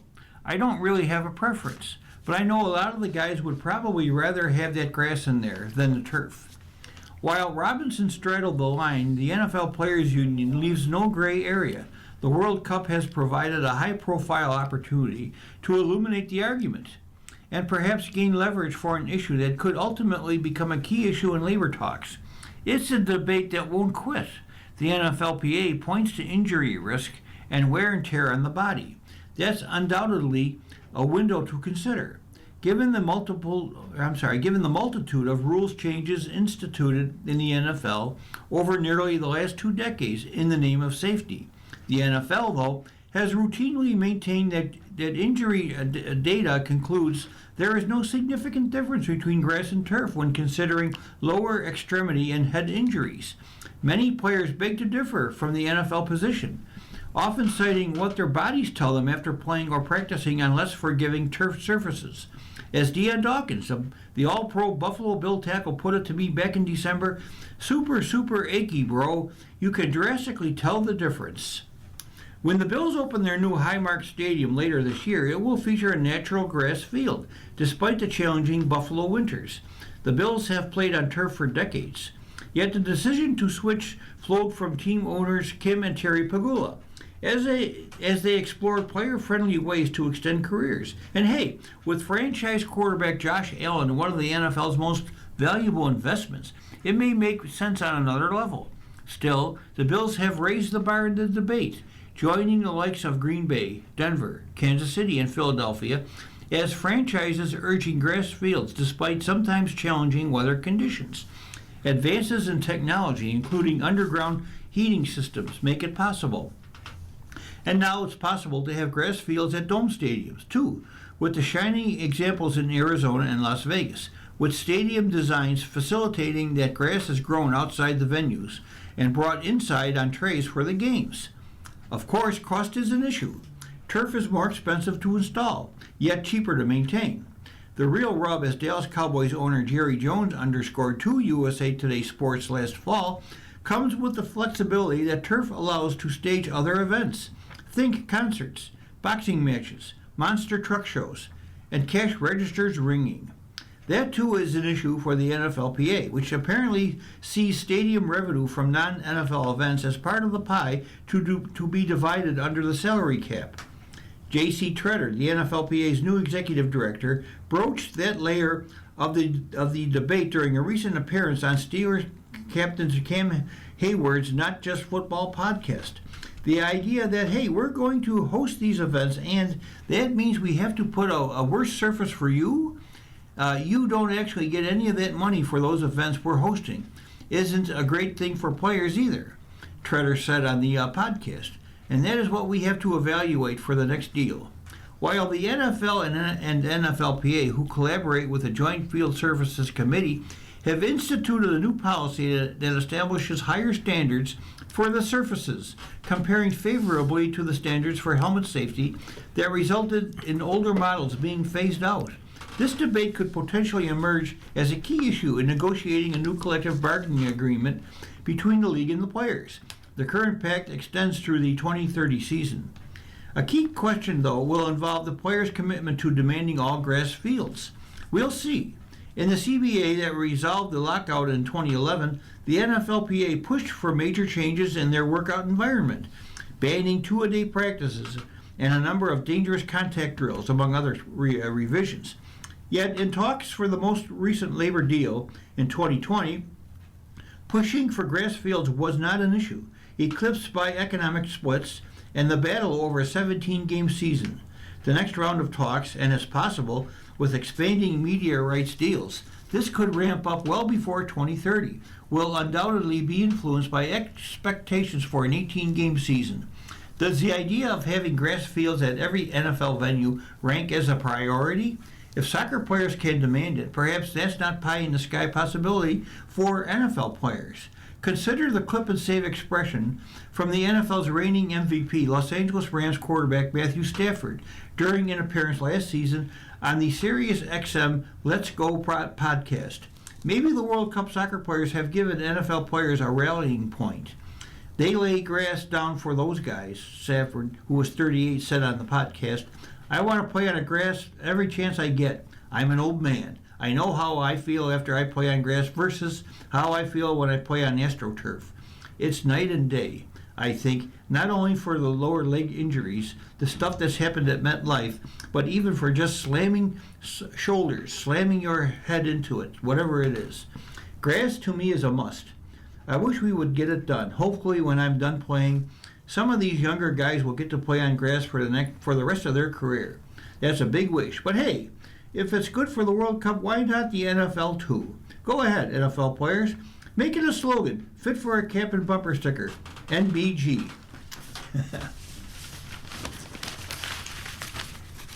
All right. And continuing, if I can find the paper, here we go. Scheffler seeks final leg of career Grand Slam. Adam Schupak of Golf Week today and USA Today Network. Last year, after Rory McIlroy won the Masters to become the sixth player to complete the career Grand Slam, his caddy, Harry Diamond, purchased him a scorecard with the signatures of the 5 other golfers to do so. Gene Sarazen, Ben Hogan, Gary Player, Jack Nicklaus, and Tiger Woods. He declined to add his John Hancock to it out of respect, but noted he was leaving room for when Scottie Scheffler joined him, joking he hoped he wouldn't have to add his name to it next year. Now this week is Scheffler's turn as he aims to claim the final elusive leg of the career Grand Slam at the 126th U.S. Open at Shinnecock Hills Golf Club. Would it be a dream to win the U.S. Open? Of course, Scheffler said. But at the end of the day, the Grand Slam has never been a motivating factor for me. I always just wanted to be the best version of myself, and that got me this far. Scheffler picked up his 20th tour title in his first start of this year's PGA Tour season at the American Express. But he hasn't won in his last 11 events, which qualifies as a mini slump by his high standard. Scheffler has 6 top 4s and 3 runner-up finishes. Now, asked to comment on his season to date, he said, I feel like I've been close most of the year. I feel like I just haven't been as sharp as I need to be. I think the margins in this game are so small. For me to be winning a lot of tournaments, you gotta just be really, really sharp, he said. I feel like maybe I've just been a touch dull. Maybe I think statistically, I think I'm maybe leading the FedEx Cup. I think I'm leading the strokes gained statistics. So by no means is it a bad year. Is it up to the play I've had the previous couple of years? Probably not. But it's not far off. Now that razor edge is thin, and it has given the competition hope they have a fighting chance. Or as Golf Channel's Brandel Chambly puts it, he's still the man to beat, but he is no longer the man that can't be beat. Of these 11 starts Scheffler has made since his last win, he has been inside the top 15 at the end of the first round only twice. He ranks tied for 51st on tour this year in first round scoring average at about 69.9%, and first and final round scoring average 67.5. Now, Scheffler notably has struggled at the toughest tests. Other than a solo second at Masters, he finished T24 at the Arnold Palmer Invitational, T22 at the Players, 14 at the PGA Championship, and T11 at the Memorial Tournament. Now, some of Scheffler's frustration boiled over during the second round at Jack's Place, 2 weeks ago as he complained to his caddy, Ted Scott, when a shot didn't come off to his liking. From what we saw at Memorial, he's very much a control freak in terms of how he plays the game, and you can't be a control freak around this golf course. This from Golf Channel's Paul McGinley. It's not a game of exact precision, and you've got to manage your misses. So it's going to be a challenge for Scotty. Scheffler has shot even par or higher in each of his last 9 U.S. Open rounds, dating back to the final round of the 2023 championship at Los Angeles Country Club. He's 12 over par during this stretch. But Shinnecock should be a superb setting for Scheffler. A second shot golf course requiring long iron precision, touch around the green, bogey avoidance, and the ability to flight the ball in windy conditions. Now Scheffler has the chance to win and complete the career Grand Slam on his 30th birthday. That's Sunday. According to the Elias Sports Bureau, no player has won a major championship on his birthday. You're listening to a reading of today's USA Today on the Niagara Frontier Radio Reading Service. The time is 1:30. And continuing. However, it's not unprecedented for 2 legends of the game to complete the slam in consecutive seasons. Player turned the trick at the 1965 U.S. Open, and Nicklaus followed suit 1 year later at the 1966 British Open. For Scheffler, the hardest challenge may be blocking out the hype. On June 16th, he spoke about the burden of expectation.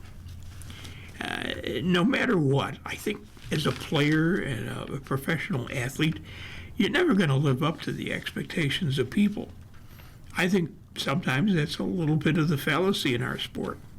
If I win the U.S. Open, am I going to be satisfied? He said.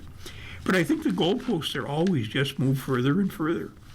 If I finish second this week, it's almost like, hey, you failed in your first chance to win the career Grand Slam. It's kind of like, is finishing second a failure? Well, I could feel that way. But I think sometimes when you look at more of a kind of a wider view of the sport and where your game is at, second is not always that bad. But man, does it frickin' hurt at the same time. Whenever Scheffler dives into deep thoughts on winning, as he did so spectacularly before claiming the British Open last year, he gives a window into his love of competing and how he lives for it. But he struggled with the flip side. You can feel like a failure in this sport oftentimes just because you're not winning. And I think that's just part of it. That's why I said I try not to focus too much on my successes or my failures. 1, because you get beat up an awful lot in the game. It's a tough sport. But 2, if I was feeling so good about all my successes, I probably wouldn't be too much fun to be around either. If he can become the 7th member of one of sport's most exclusive clubs, he'll be asked what the next mountain is that he will aim to climb.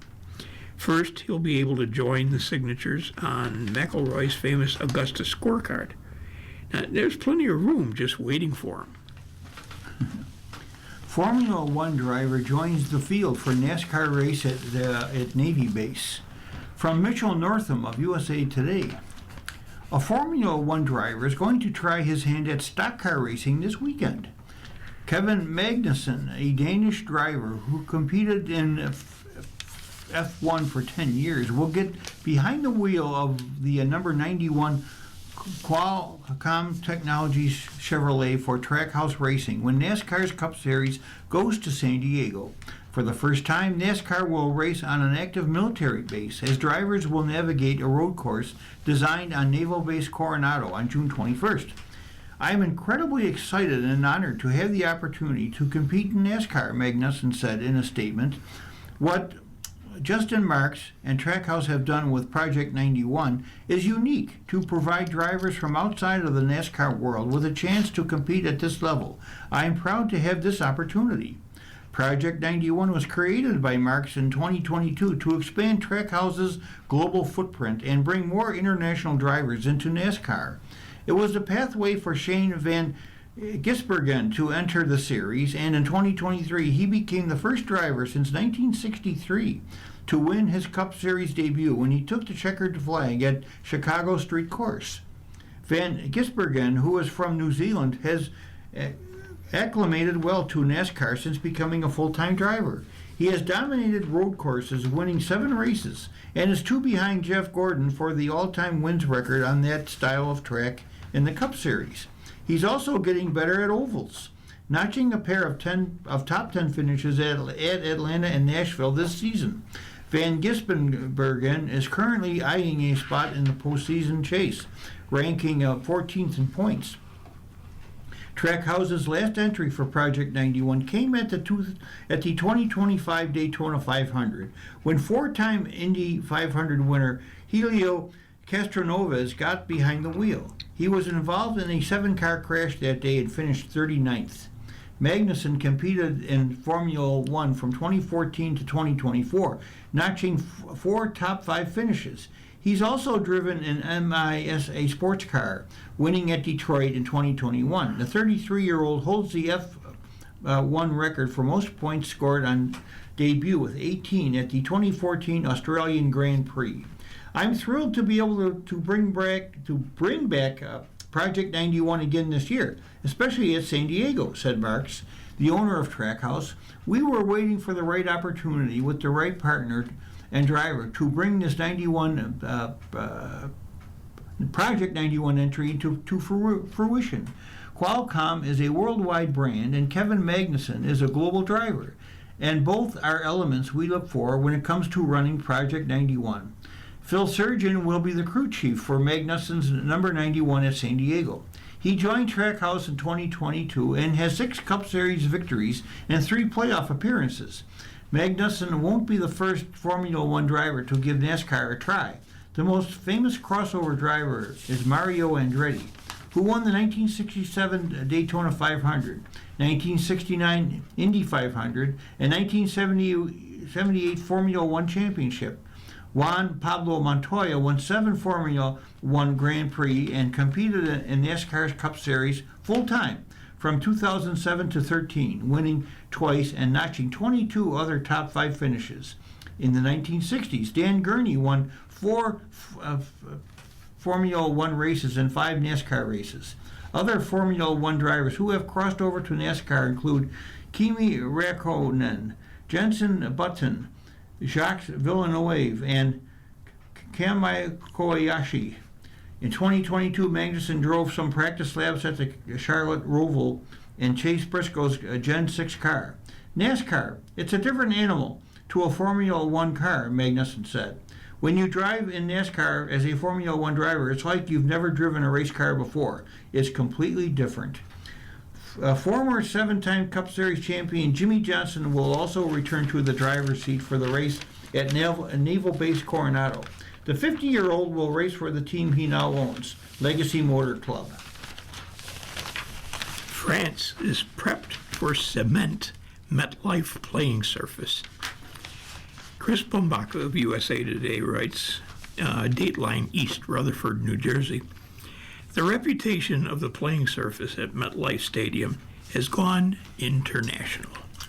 As they surged past Senegal with a 3-1 victory June 16, France's players did not compete with studs in their cleats, despite natural grass replacing the much-maligned artificial turf at the venue. Rebranded to New York, New Jersey Stadium for the World Cup due to FIFA licensing rules, according to head coach Didier Deschamps. Deschamps was asked in English and responded in his native French. What was not lost in translation was the awkwardness of the fact that FIFA installed grass for the World Cup in 11 NFL stadiums that traditionally use artificial turf. Good question, Deschamps began, but I'm not sure I will answer that. To his credit, he continued, it's a special surface. It's different. You need to get used to this, I guess, Deschamps said. I think that might be cement under the grass. Deschamps noted that the imported grass at MetLife currently is short. French players who have participated in matches at MetLife previously said it felt similar to past occasions, they told him. If the grass is moist or not, it's also different, said Deschamps, who won the World Cup with France as a player in 1998 and as a coach in 2018. But we do adjust. I've seen this before. If you don't have good depth of earth beneath the grass, it could be harder to play on. It is a little different. It does hit different. The NFL Players Association has criticized the league and owners of teams who have artificial turf fields. A poll of 1,700 players said 92% preferred playing on grass compared to turf. Grass is traditionally more forgiving than turf. Tortella stepping down, starts search for top knight. We're on page 6C of the sports page with Mike Brem authoring this article. The Vegas Golden Knights are looking for a coach after their Stanley Cup run, saying John Tortella isn't returning to the coaching staff for next season.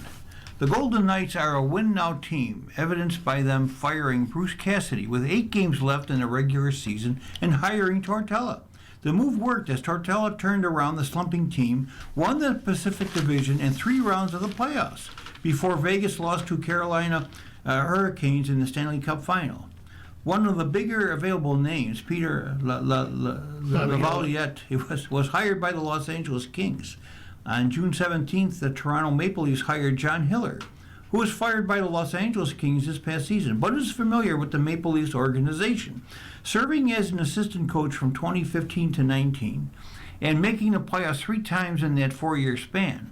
And the Edmonton Oilers are far along in their search, which could take more names out of circulation.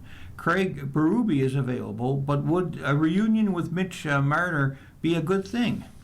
Potential candidates for the Golden Knights coaching opening? Ryan Craig, Henderson Silver Knights coach. He is the coach of the Golden Knights American Hockey Affiliate and was an assistant coach on Vegas' 2023 championship team, so he'll be familiar to players. He got Henderson to the second round of the AHL playoffs this year. It seems at some point he will get the job. Hire from within. John Stevens and Dominique Ducarme are former NHL head coaches. Stevens was an assistant coach for the 2012 and 14 champion Kings and the 2023 Golden Knights. Ducharme led the Montreal Canadiens to the 2021 Stanley Cup Final, getting past the Golden Knights along the way. Next, Jay Woodcroft, Anaheim Ducks assistant coach. Woodcroft worked with star players on the Edmonton Oilers and Connor David and Leon Draisaitl, and the Golden Knights have plenty of stars. Edmonton reached the conference finals in his first season in 21-22 and had 50 wins in his second season. He was fired after a slow start in his third season. And Patrick Waugh, former New York Islanders coach. He's a big name who had success in junior hockey, but he might not be a good fit because he has never advanced out of the first round of the Stanley Cup playoffs. The Islanders replaced him with 4 games left in the regular season. Moving on to the life section. Reese's Bittersweet Sweethearts News. This is in the streaming section, an article by Aaron Jensen of USA Today. Now, warning, this story does contain spoilers from the season 3 finale of America's Sweethearts, Dallas Cowboys Cheerleaders, which is now streaming on Netflix. I don't have Netflix, so this won't bother me. Reese Weaver is officially putting down her pom-poms. The beloved Dallas Cowboys cheerleader revealed her retirement in the season 3 finale of Netflix's docuseries America's Sweethearts, Dallas Cowboys Cheerleaders, which is streaming now in its entirety. I feel like I'm going to throw up, Weaver, who was 24, told her husband, Will Allman, in the car before her scheduled meeting with DCC director Kelly Finglass and choreographer Judy Trammell. The couple then prayed that Weaver would find the right words in her meeting, which took place 3 months after the team's final home game against the Los Angeles Chargers, December 21st, 2025. After each NFL season, the members of DCC meet with Finglass and Trammell to discuss the last few months and whether or not they intend to return for tryouts. In Weaver's meeting, she was instantly overcome with emotion, telling Finglass and Trammell that this is a hard day, but I think I'm going to move on to a new chapter. I'm really excited about it, but it's been hard to make that decision. I owe a lot to you guys because y'all trusted me with this position, this job. It's been everything and more that I could imagine, she continued, getting all choked up. But my cup is filled to the brim, and if my absence gives another girl an opportunity for her cup to be filled, then I consider that the greatest honor, leaving and moving forward. So that's my decision. Now Weaver proceeded to hang her iconic uniform on the rack reserved for cheerleaders who aren't returning for the 2026-27 season, adding, "Not going to look at it for too long." As Trammell embraced Weaver, she told her, "You've done a great job and left your mark here." So what led up to Weaver's retirement? At the beginning of her final season, Weaver said she had been struggling with hip pain. However, things took a more severe turn toward the end of the season when she suffered a high ankle sprain during rehearsals for their Christmas show. The injury sidelined her for 2 games as she worked to get back on the field. Throughout season 3, Weaver had considered the idea of retiring and discussed it at length with her husband, whom she married in 2024. The biggest pro for staying are my teammates, Weaver told Allman. Doing game days, just doing appearances and stuff, just so special. Such a unique experience to do with your best friends. And that's the thing that's holding me in for staying. But I don't know. She also longed to figure out her purpose and her life outside of cheerleading. So who else is Reese, she wondered. Who's us? Weaver's first audition for the squad in 2023 when it seemed a really, really big dream, she said. But I wanted to be a part of it, and I wanted to be a part of something greater than myself and have a legacy. She went on to become a clear fan favorite through the seasons with her teammates, even poking fun at how she loved that she had become to DCC fans. In fact, Jada McLean quipped during season 3, before one of their live shows, "People came here for Reese. No Reese, no peace. No Reese, no ticket sales." When it came to her life after DCC, when it came to her life after DCC, Weaver, who has more than 1 million followers on Instagram and more than 1 million followers on TikTok, said she was certain of what the future would hold, but had some really cool opportunities in the works. "I know what I'm supposed to take, or when I'm supposed to take that leap," she said. Weaver is not the only cheerleader who hung up her pom-poms at the end of season 3. Also moving on from DCC are 5th years Megan McElhaney, Madeline Salter, Leah Tunnell, and Klein Powell. You're listening to a reading of today's USA Today at the Niagara Frontier Radio Reading Service. The time is 1:47. Jessie ropes our feelings in heartfelt Toy Story number 5. This is obviously a movie review from Brian Truitt, who is a columnist for USA Today. It's a cowgirl's time to mosey into the Toy Story spotlight. Woody and Buzz Lightyear, again voiced by Tom Hanks and Tim Allen, respectively, take a back seat to Joan Cusack's Jessie in the heartwarming animated adventure Toy Story 5, which received 3 out of 4 stars, rated a PG in theaters June 19th. Outside of that welcome switch-up, director Andrew Stanton's latest outing in the fan-favorite Disney Pixar franchise sticks mostly to the successful formula, action figure antics, plus at least one moment to emotionally wreck audiences. However, it does explore tech, kids and a friendship in a thoughtful way that feels fresh and relatable for youngsters and parents alike, and gives Conan O'Brien the insecure toy he was born to play. Like 2019's fourth Toy Story, the action centers on the toy box of 8-year-old Bonnie, played by or voiced by a Scarlett Spears, who said that other kids would rather spend time on their devices than play with her. Her parents get her a tablet named LilyPad, voiced by Greta Lee, a calculating sort that demands her attention over her other beloved toys like Jessie, Buzz, and the crew. The existential crisis gets very real for them, leading to Jessie calling in old pal Woody for help. And by the time he gets there, the situation's turning critical. When Bonnie is invited by her dance class group, Jet friends, for a sleepover, they make her feel bad for bringing toys.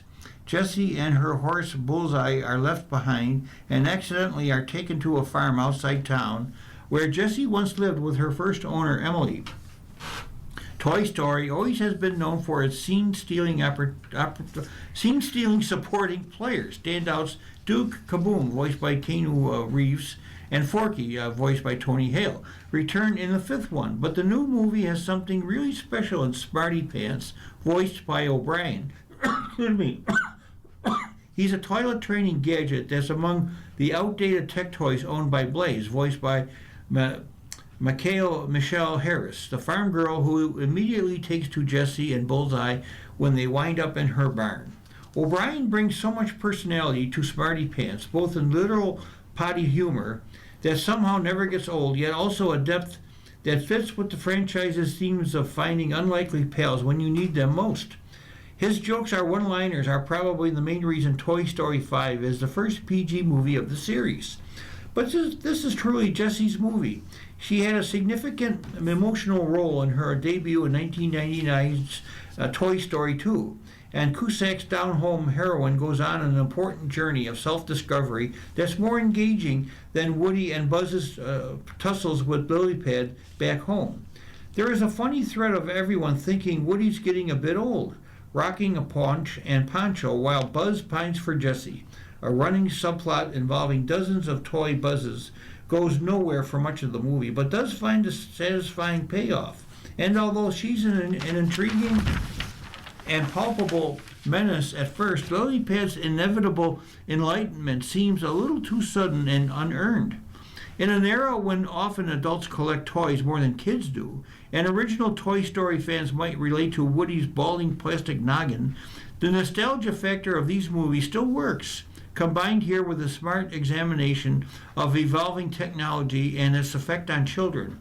Pixar films such as Turning Red and Hoppers focus on originality, yet the Toy Story franchise finds relevance even with the familiarity factor. Somehow, more than 30 years later, Buzz and Woody haven't worn out their welcome. It also doesn't hurt that Jessie lassos our feelings like never before. Cyrus counts on love and family to help ascend the hill of life.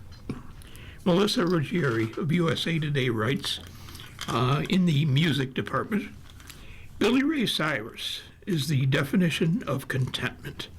The singer-songwriter-actor is readying the release of The Hill, his first album of new studio songs in 14 years, which dropped June 16th.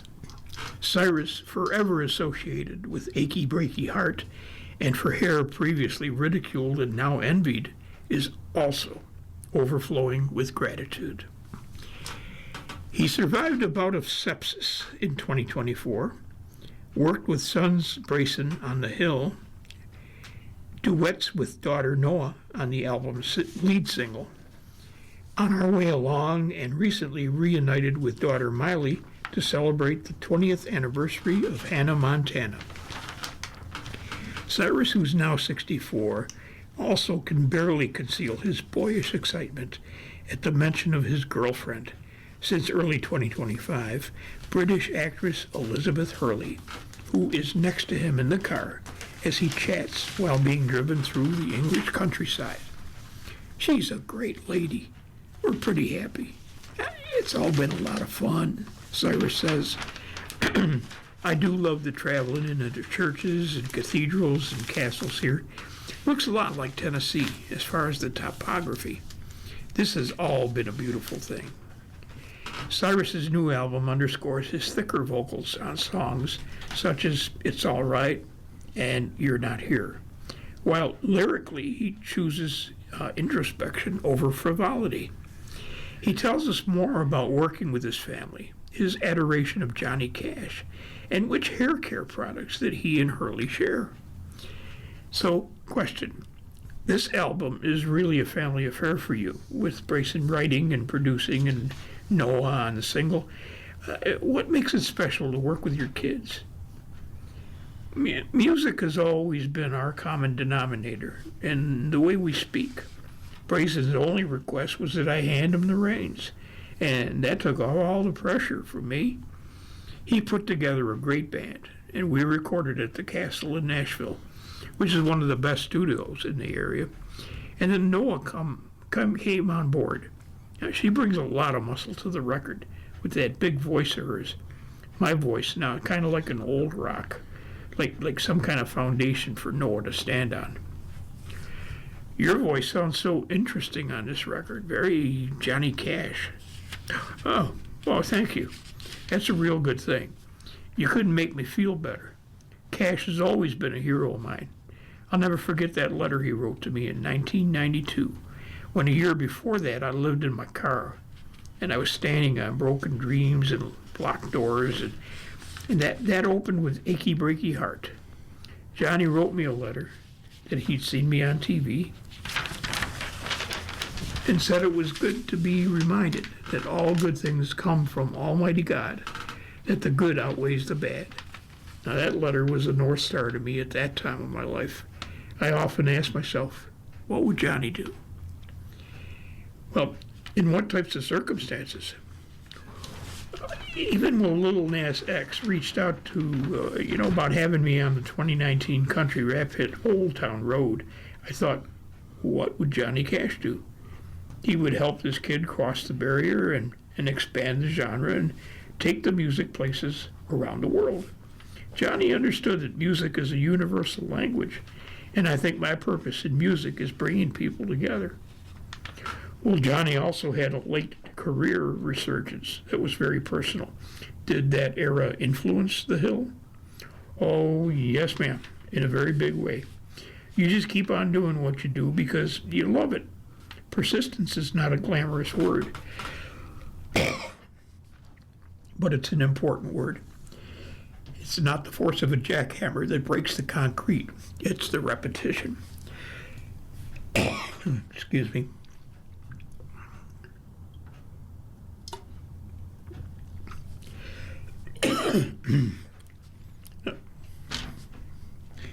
Since we're talking about family, what was it like being with Miley for the Hannah Montana anniversary? It was so great, going full circle and hearing from fans around the world, all finding some common denominator, whether through the music or the Hannah Montana documentary, which was a Hannah Montana 20th anniversary special on Hulu and Disney+. There are moments in your career when you have to reinvent yourself. I learned that from Dolly Parton. She's the queen of reinvention. And Carl Perkins once told me, don't be chasing the cat's tail, be the cat. Look for something new and create a new sound. Your relationship with Miley has its up and downs, but how has music helped reconnect you? It's been so good. That's our lifeblood and how we communicate. Since she was a baby, she's been on this ride and seen the peaks and valleys and knows when you're in this business, it's all a circus, and at some point, hopefully, you get to play in the big top. Our relationship has never been better. You've been listening to a reading of USA Today for Thursday, June 18th, 2026 on the Niagara Frontier Radio Reading Service. We read USA Today weekdays at noon. For more information, call 821-5555. Your readers today have been Ken Trost and Jim Duffy.